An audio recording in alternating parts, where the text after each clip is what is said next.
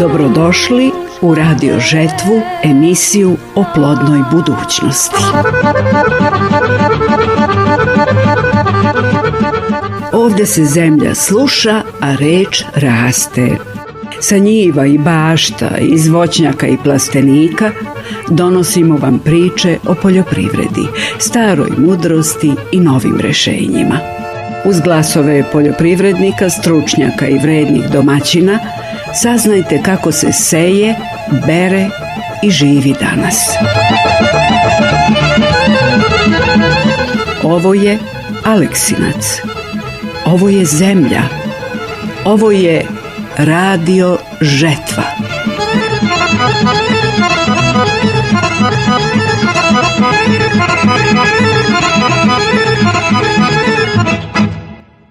Voditelj emisije Vlasta Cenić.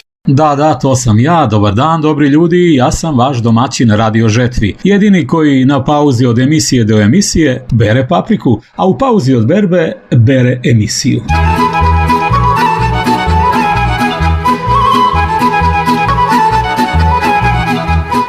Ovo je Aleksinačko kolo koje izvode Sava i Stanimir Jeremić iz Poslovna kraj Ražnja. Kako zarađivati, a ne preterivati? Zeleno je novo zlato. Upoznajte poljoprivredu kao pametan posao. 3. epizoda, Zelena ekonomija na Radio Žetvi. Hvala dušice, treća sreća upravo kreće.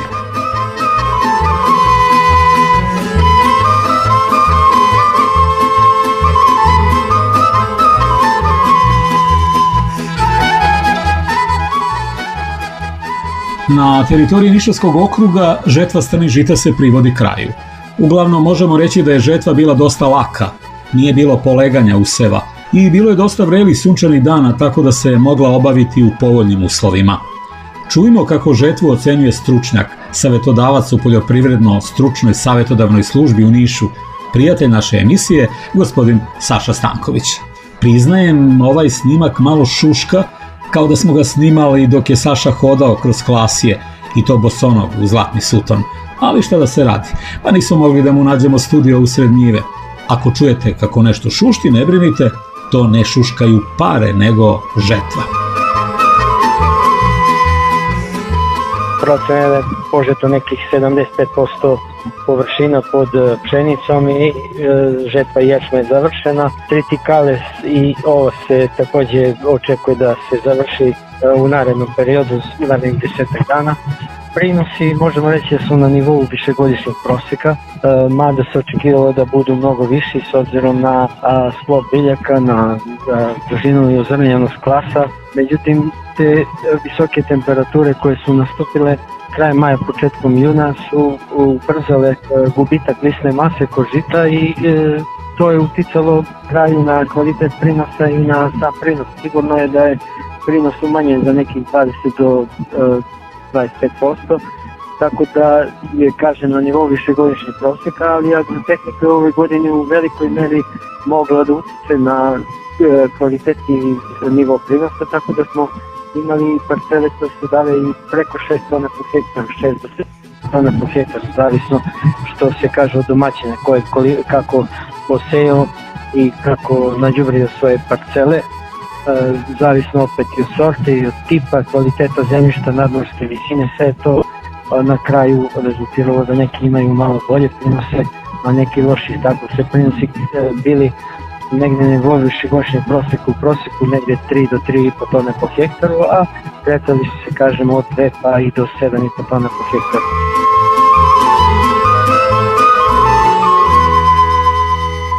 Učinili ste pravu stvar. Slušate Radio Žetvu, emisiju o plodnoj budućnosti.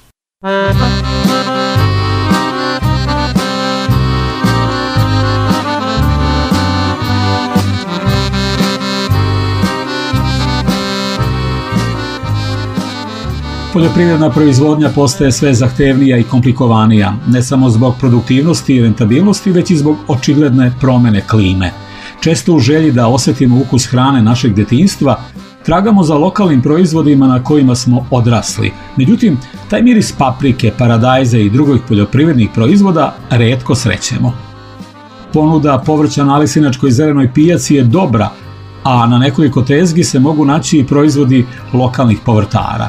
Na jednu od njih zatičemo Danijelu Živković iz Lužana, koja sa svojom višečlanom porodicom na hektar okućnice i 6 plastenika gaji skoro sve vrste povrća koje su neophodne za jedan zdrav i ukusan ručak.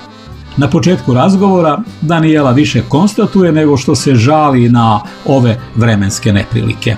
Jeste, sve je teže da se proizvede, klima se promenila, sve se promenilo, tako da nije više kao nekad. Sunce ima posebno zračenje, tako da se naravno da se promenio ukus, nije više kao nekad. Nema tu slast, sve je više kao plastično, kao na silu je sve, i paradajz i paprika i sve, svi proizvodi. Priču o promjeni klime pokušavamo da ublažimo pitanjem koliko su na ukus uticale nove sorte i hibridi povrća, prilagođeni potrebama za čvrstoćom ploda i njegovom što dužem trajanju, kako bi bio transportovan do marketa i imao duži rok prodaje. Bez obzira na seme, znači nema veze s seme, mi se trudimo najbolje što možemo, znači, ali nije to više, sve zavisi od klime koja se promenila, tako da utiče na ukus. Eto tako Danijela ostaje pri svojoj tvrdnji o klimatskim promenama. Ipak, dok gledamo izložene plodove i upijamo njihove mirise, stičemo utisak da ipak treba prednost dati lokalnom proizvodu i proizvođaču.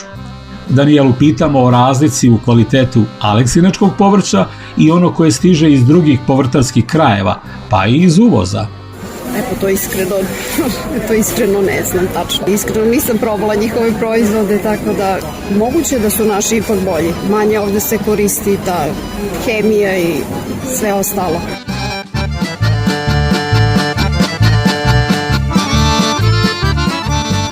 Slušate Radio Žetvu, emisiju o plodnoj budućnosti.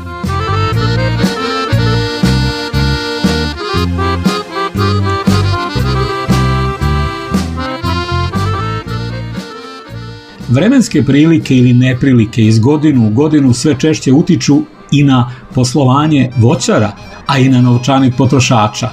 Aprilski mrazevi oštetili su nekoliko vrsta voća, pa će njihov rod biti znatno manji. To znači manja ponuda, a veća potražnja i skok cena. Da nas takav scenarij očekuje, potvrdio nam je i voćar Nenad Lapčević iz Ražnja, koji se ujedno bavi preradom ubranog ploda. Ova godina što se tiče roda je toliko specifična da proteklih, ja to radim nekih 15 do 20 godina, nije bilo takve godine. Što je najgore, šljive su kompletno sve izmrzle, znači jednostavno od 1000 stabla nema da se ubere ni 5 kg šljive. Što se tiče dunja, barem 40% je izmrzlo, što do sad nikad nije bilo. Ja radim preradu tih voća, pravim rakiju, džemove, slatka, tako da ja stvarno ove godine ne znam šta će da bude i verovatno će da jednostavno cene poskupe krajem godine, da ti proizvodi poskupe. Lapčević se plaši zloupotrebe od strane pojedinaca kada dođe do poremećaja potražnje i ponude. Tada se javljaju jeftini i nekvalitetni proizvodi kako bi se zadovoljila tražnja. A može da se desi i da ne poskupe, a to je pitanje, treba narod malo da se porazmisli šta onda kupuje, da li kupuje hemiju ili kupuje nešto od voća. Sve što se tiče zarade je interesantno svima, tako da hemija je čudo i jednostavno jeftin proizvod se dobija, a skupo se proda i to je to. Tako nam objašnjava naš sagovornik uz nadu da će ovakve zloupotrebe biti sprečene.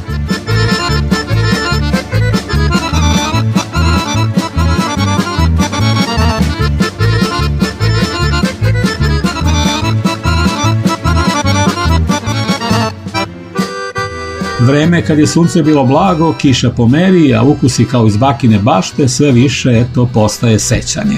A selo koje je vekovima hranilo i nadu i narod, sada mora da hrani i tržište i račune i borbu sa klimom koja se otela. Oj, oblače, nemoj na orače, nemoj na kopače, na kosače, plastioce, žete oce, vezioce, na sejače i berače, lepo oblače, nemoj na orače.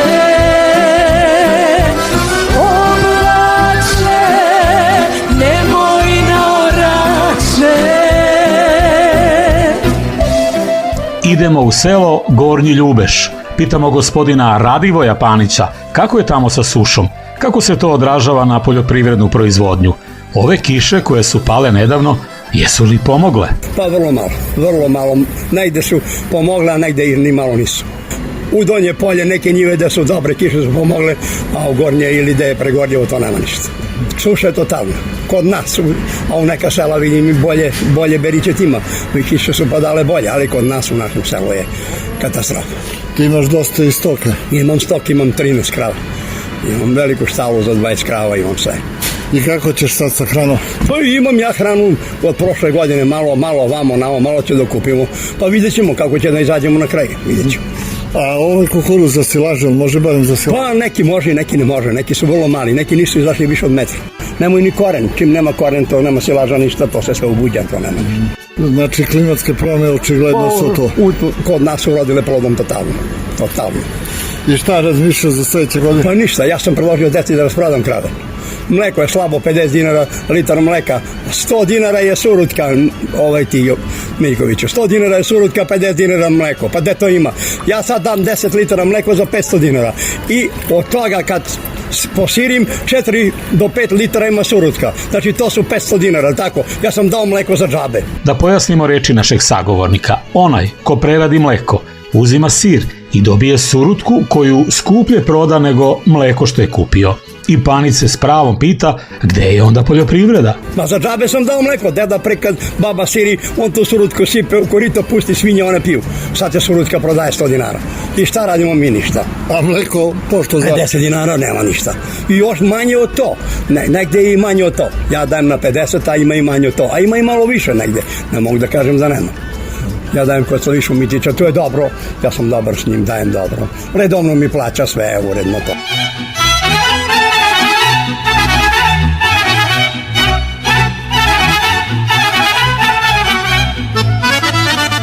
U priču o vremenskim neprilikama uključuje se i mlada Milena Petrović iz Glogovice. Retki su mladi bračni parovi koji imaju državnu službu, a uprkos tome se ozbiljno bave poljoprivredom. Međutim, još je ređi slučaj da je nosilac poljoprivrednog gazdinstva supruga. Milena i Nebojša Petrović iz Glogovice, iako oboje policajci, sve svoje slobodno vreme van dužnosti provode među šljivama, koje su zasadili na zavidnoj površini. Ali mrazevi su i ove godine odneli danak. Koliko ste uspeli da oberete šljiva, a kolika je bila procena? Mi pitamo, odgovara Milena.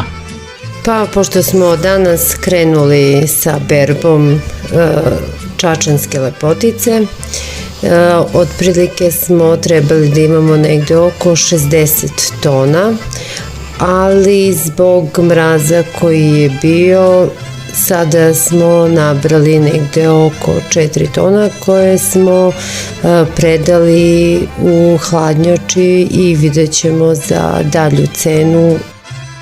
A koja bi cena po vašem proračunu bila rentabilna? Pa, računicu bi mi mogli da imamo da je negde cena oko 100 dinara, ali vidjet ćemo, još uvek ne znamo koja je cena otkupa ove šljive. Pod zasadom imate i Stanley. Kako će ta sorta da da prinos i šta ćete raditi sa njom, jer imate i sušaru? Pa, ako bude dobra cena, daćemo je na otkup, a ako ne, ove godine ćemo da aktiviramo sušaru, pa ćemo da vidimo šta ćemo dalje da radimo. Ne smemo zaboraviti još jednu muku koja je zadesila jug Srbije, požare. I neka aleksinačka sela imala su probleme ovih dana. Bili su požari i u blizini vašeg voćnjaka u Glogovici, jesu li oštetili rod? Pa jesu, negde 2 njive koje smo imali sa zasadima, one su polovina izgorele što se tiče ovih požara koji su se nedavno desili.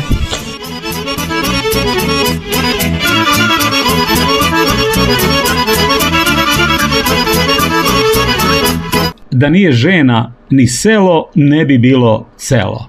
U sledećoj priči glavne junakinje su naše vrednice iz Kormana. One su pokazale da žena sela nije samo čuvarka tradicije, već i preduzetnica, poslovna žena i dama za primer Evropi. Ovo je priča o Kormankama koje su pokazale da se iz male kuhinje može stići do velikog sajma, a iz srca sela do srca donatora iz Slovenije.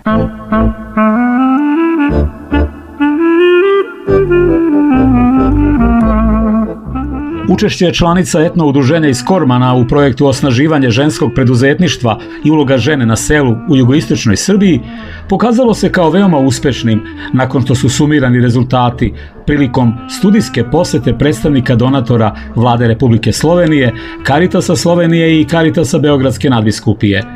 Za učesnice projekta bili su organizovani različiti edukacioni skupovi, kao i putovanja u Sloveniju, a obezbeđena je i određena oprema, kao i nastup na sajmovima. Finansijsko učešće u projektu imala je i opština Aleksinac.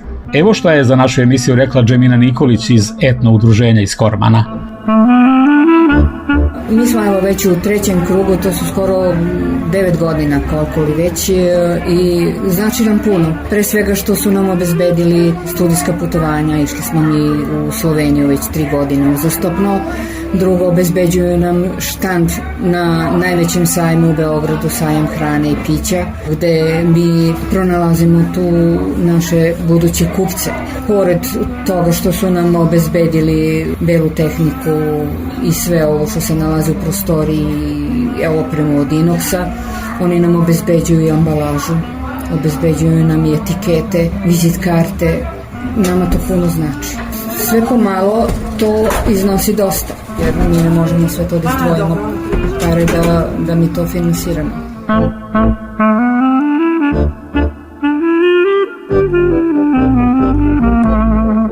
Jana Lampe, vođa međunarodne pomoći pri Caritasu Slovenije, napominje da su u ovoj organizaciji jako zadovoljni saradnjom sa Aleksinačkom lokalnom samoupravom i sa onim što su u proteklih 9 godina uradili na projektima za žene koje sufinansira Ministarstvo za spoljne i evropske poslove Republike Slovenije, jer žene su u fokusu njihove međunarodne razvojne saradnje.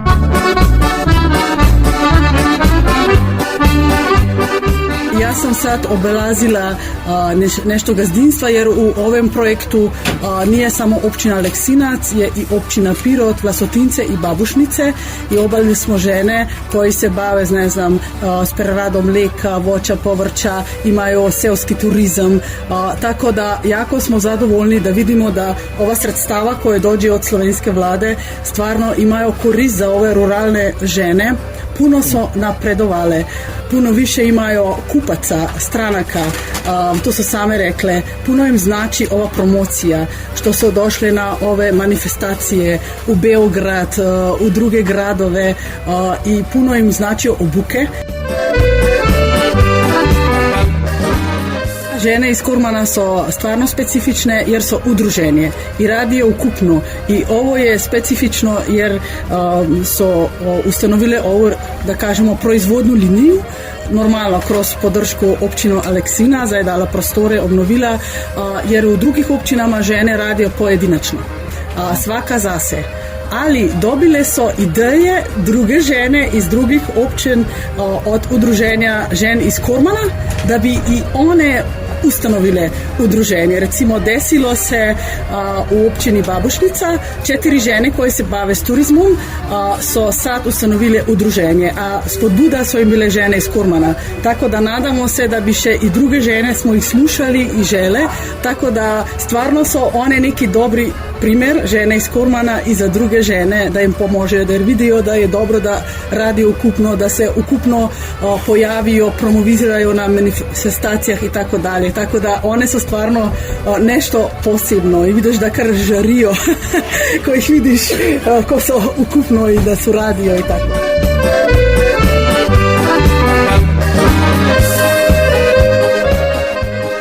Čestitamo Kormankama i neka njihov primjer bude vetar u leđa svim ženama koje veruju da se sa malo može mnogo, kad se radi s ljubavlju i zajedno. A kad se žene udruže, onda i planina može da se pomeri.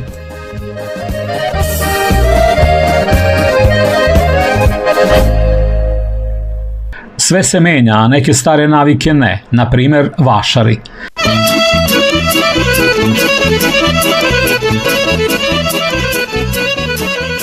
Petrovdanski vašar u Aleksincu evo slavi 160. rođendan. Vreme neumitno teče, ali strast prema vašaru, manje više, ostala je do današnjeg dana. Onim zaljubljenicima u ovakve događaje ne smeta puno što je sve više na vašaru mešovite robe, od voća preko tekstila do plastike, koji se inače mogu kupiti svakodnevno u ovdašnjim trgovinama. Zato neki i kažu da sve ovo više liči na malo bolji buvljak. Naša ekipa je pokušala da otkrije prave čari nekadašnjeg vašara. Već na staroj autobuskoj stanici vidjeli smo nekoliko ringišpila, namenjenih i starima i mladima. Na mostu iznad Morovice u ponudi su ručno pleteni koševi i posude od pruća. U samom vašarištu zatičemo izložbeni štand sa zanimljivim proizvodima za selo. Naravno, tu zastajemo.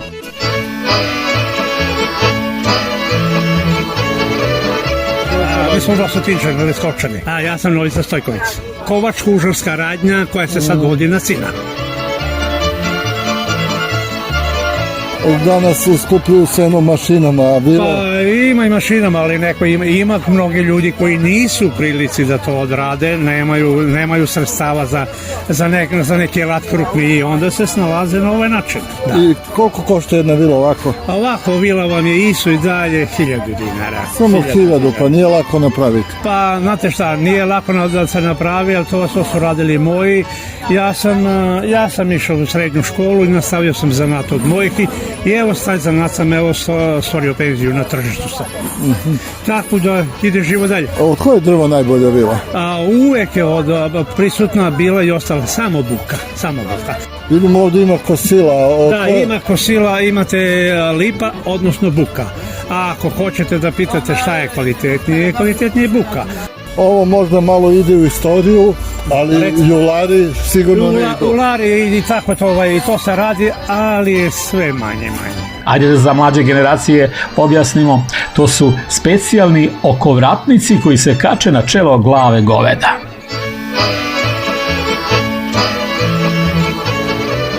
A eto, mora rođače da radi, kao što sam rekao, ja sam na tržištu, sad je moj sin prijavio radnju, ali ako to želite da me pitate, sad je trenutno 3000 evra na godišnjem nivou porez.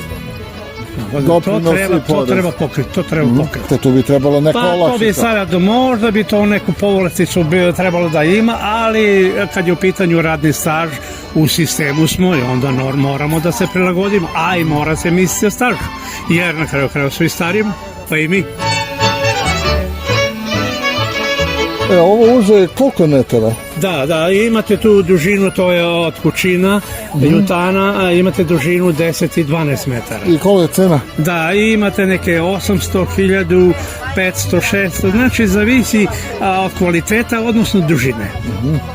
Sada, ako bi ja kupio sintetičko uže i ovo prirodno, koja je razlika? Ovo je kvalitetnije, ne razvlači se, mada se ovo manje razvlači i ima tvrdnoću, žilavost, da ono ne popusta i da trpi što veći teret. Znači bolje prirodno? Da, baš tako. Iako smo mi uništili konoplju. Rođaček, sve je to bilo nekad, ja se sjećam kad sam išao na pijace sa ocem i dedom, ali eto sad su vremena taka kakva su. Sad mi interesuje to da mi kažete razlika tada kad ste sa ocem i dedom išli na vašar i sad koja je razlika? Sad ne možemo neku statistiku da vodimo, ali možemo da kažemo nešto proizvoljno. Možda to je išlo recimo sad na ovaj posao možda 100-200% u odnosu na sad na prođu, na rad i tako da se to, a cene su bile drugačije, tako da je mogli u tim vremenima da se pristojno živi.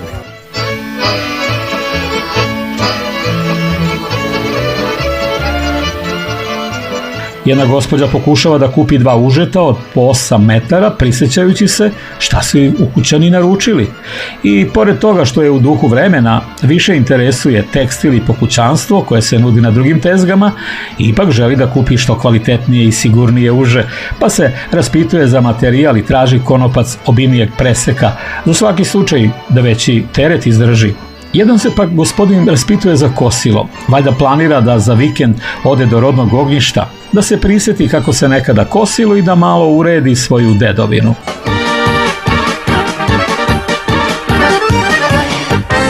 Sve u svemu, vašar nije izgubio u potpunosti svoju draž, jer nas bar nakratko podsjeća na vremena naše mladosti ili pak na neke scene iz priča naših predaka.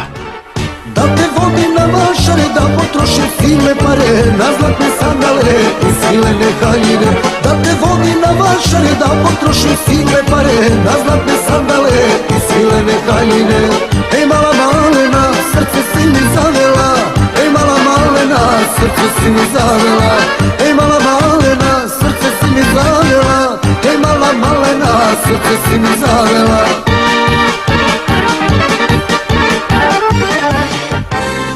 Dok slušamo ovu veselu pesmu, razmišljamo o tome kako se na selu uvek pevalo, čak i kad je bilo teško.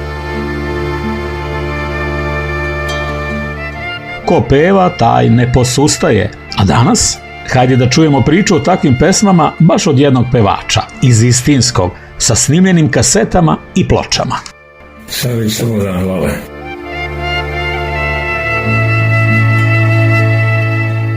Ja sam se bavio pevanjem. Sve sam pevao, ja sam dao 2500 pesme na pamet. Na svadbe, na ispreče, znaš kako je bilo to. Danas, ne znam, slabo se ljudi druže, sve negde žure. Mladi gledam isto, neka su živi i zdravi, ništa nemam protiv toga. Sede zajedno, da li su momak i devojka, oboje gledaju u telefoni. Znači ne razgovaraju, šalju poruke, gledaju, šta rade, ne znam. Ranije to nije bilo, znalo se da se mladi druže i kad se čuva stoka, nalaze se u polje. Nije se moglo drugačije nađe devojka, nego oni još od malena se upoznaju, čuvaju stoku. Bilo i granke, bilo su sabori i tako su se družili. Nažnjeva se momče i devojče. Ja sam rođen kad nismo imali struju i kad idemo u polje, moj pokojni deda je pevao uvek i u polju i kad ide u planinu, bilo gde. I bile su sedeljke, žene predu, pevaju. Duvan se nizao, kad bude preko zime, on se lista, to odvaja se prva, druga, treća klasa. Muškarci piju, pevaju. Slave kad su obavezno se peva. Bilo bez muzike pesma. O javore,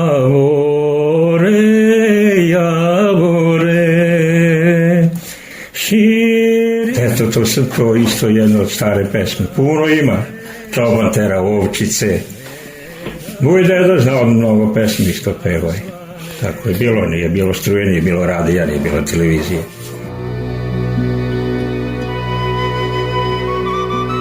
Znači, bile su sedeljke kad se peče rakija. To prvi kazan se ispeče, ne sipa se u bure, to se popije, dođu komšije, ko prođe za ovoga i to se pije. I peva se normalno i uz kazan i uvek. Kad pijemo, zašto ne pevamo? Ovo piće... Sad niko i ne peva. Ne čuje se da pevaš mašina se više čuje nego pesma. Nema više pesme, nema. Ja to jedino još kad izađem u polje, kad radim u polje tako na traktoru, pevam, sećam se te moje stare pesme, sam pevao pre i tako mnogim. Inače, nikoga nisam čuo, ranije su i žene pevali i stari ljudi, to se čuju pesme. I vrša kad se završi, isto se peva, pije se, čestita se vrša, obavezno, pivka. Zakon idu što pre da smotaju to, da uzmu pare i sipe mu prikolu si ide kući, nema pesme, nema ništa.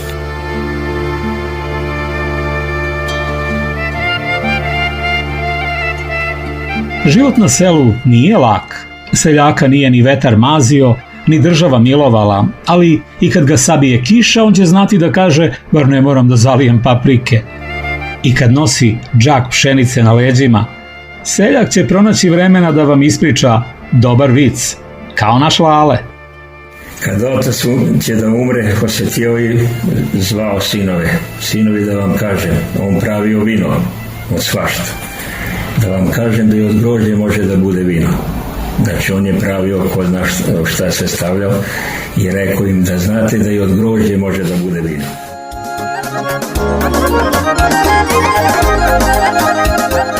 Bio je ovo Lale, naš veseljak, naš žetelac pesme.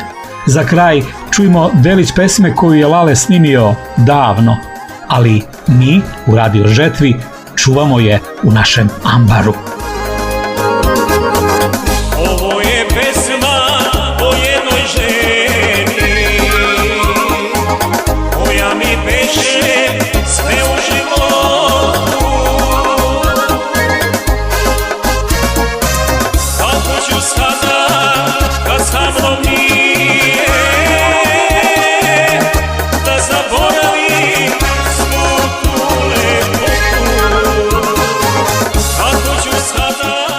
Ko peva, zlo ne misli, a ko misli, nije mu do pevanja. Sve bežeći od početka, stigli smo do kraja. Slušali ste, a možda i niste, emisiju Radio Žetva. Ako ste se nasmejali, dobro je. Ako ste nešto novo naučili, još bolje. Pozdrav od vašeg domaćina, do iduće žetve, iduće emisije.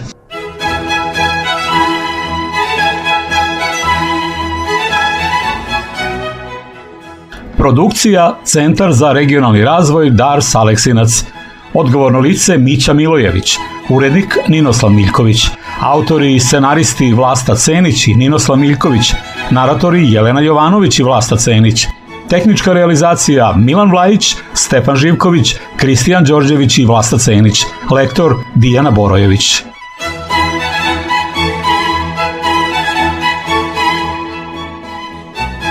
Ovaj projekat je sufinansiran iz budžeta Republike Srbije, Ministarstva informisanja i telekomunikacija.